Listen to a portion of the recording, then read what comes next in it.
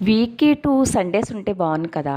ఒక సండే ఫ్యామిలీతో, ఒక సండే బిజినెస్ చూసుకుంటూ. హలో అందరికీ! నేను మీ అరుణ. 30 డేస్ పార్లర్ ఓపెనింగ్ ఛాలెంజ్‌లో ఇది 8థ్ డే.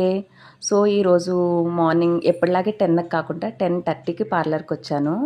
సండే కదా! సండే అంటే కొంచెం లేజీగా వర్క్‌తో అలా అయిపోతుంది డే అంతా. సో, ఈరోజైతే సారీ ప్రీప్లేటింగ్‌కొచ్చారు. సారీ ప్రీప్లేటింగ్ కంప్లీట్ చేసేసాను. నాకు అనిపించింది సండే ఒక హాఫ్ డే ఫ్యామిలీకి ఇచ్చి హాఫ్ డే బిజినెస్కి ఇద్దామని. సో అందుకని ఈరోజు చాలా ఎర్లీగా ఇంటికైతే వెళ్ళిపోయాను.